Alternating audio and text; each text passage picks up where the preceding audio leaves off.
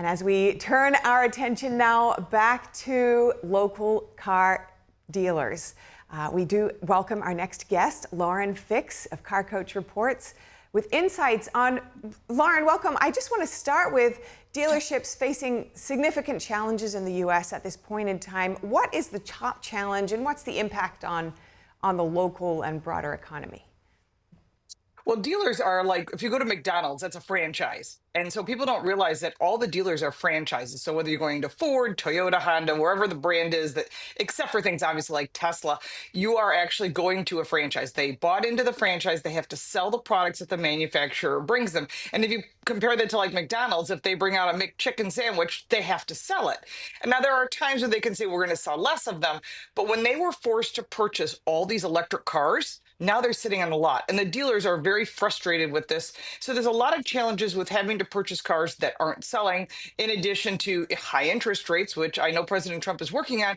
But in the meantime, we're at this basically difficult position for a franchise in order to, they hire local people, they do local work there, mechanics, salespeople, people in the office, everyone you don't think about supports your local communities. And essentially, let's look at that as like a middleman. And when they have to purchase product from whatever brand it might be, they need to sell it. And if they're not selling it, the challenge is, how do you stay in business? And it is causing a lot of consolidation right now. You're seeing a lot of buying and moving around of dealer groups, bigger dealer groups too. Big companies like Asbury and CarMax are starting to buy a lot of these smaller dealers or larger dealer groups now. And it's very interesting to watch because this moving around also means consolidation, because we've also seen like Infinity dealers merging themselves into Nissan dealers. So it's a real challenge if you've invested literally millions of dollars into a building, hiring all these people, local community support. That's a massive challenge. Yeah, when you look at the impact is very much felt locally, but this is right across the country. And if you could just dig in very briefly to what did compel all of these dealerships to buy electric cars? Well, they didn't really have a choice. So as we looked at the government mandate that is no longer in place, and that was removed on July 4th through the big, beautiful bill, and there's still more coming. The EPA has pulled a lot of these restrictions and everything. But what's important to note is I've walked into local Toyota dealers, Honda dealers, Volkswagen dealers, and I always purposely, as an auto journalist, go up to the electric vehicle and a salesperson there like immediately, are you interested? Because they're so excited to find someone that's interested. And I go, nope, just kind of curious what kind of feedback you're getting. And they're like, this thing is taking up space on our showroom floor. Now, in certain areas like California, they might be selling a few, but overall sales for electric vehicles is very soft, and it's going to get worse. As of September 30th, that $7,500 tax credit goes away. And the problem is here you are a dealer, you're a Honda dealer, you're a Ford dealer, Volkswagen, whatever it might be, and the brand comes to you and says, we are selling electric cars. We are going all electric. And we've heard them say this before. They're all now pulling back on it. Even Jaguar, their CEO, just stepped down. Interesting, after we've all talked about that over and over again. But when you look at the picture of the whole thing, as a brand, you're a middleman. And so as a middleman, even Amazon is a middleman. You don't really think about that. When you buy a product on Amazon, it gets shipped.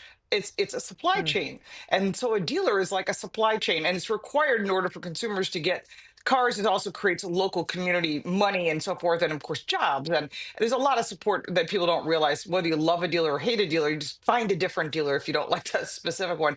But when they're forced to buy this product, and a big example would be General Motors. So back in the day when the Chevy Bolt first came out, and before that the Volt, the dealers are told, if you want to sell Corvettes, you want to sell the cars that sell a lot, whether it be a Blazer or an Equinox, you must take these cars. And if you don't take these cars, we'll just cut back on what they call allocation. So you get less of the vehicles that you sell a lot of.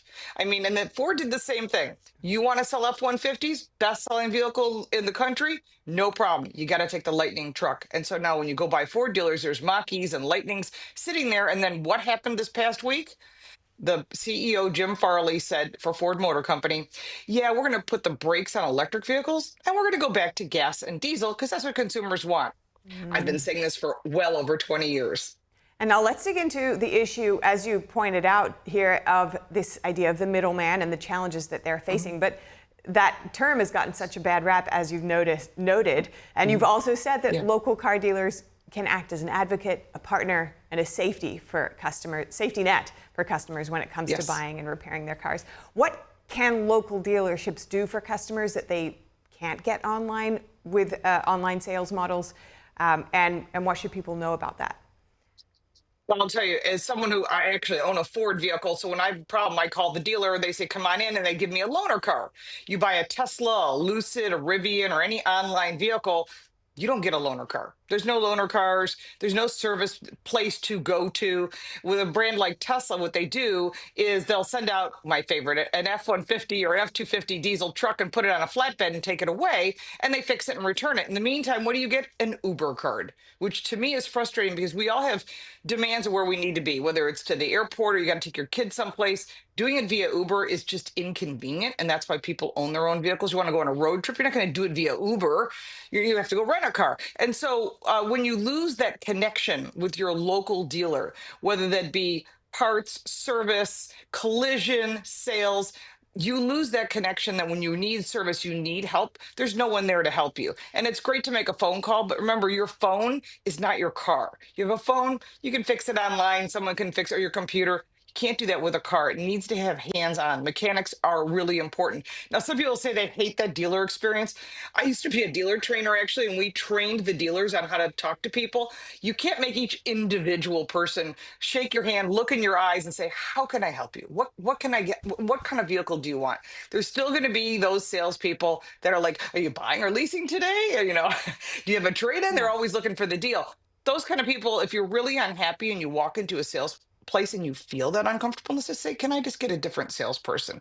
Because they work on what's called an up. So the next person that walks in the door is yours, the next one is mine, or the next person.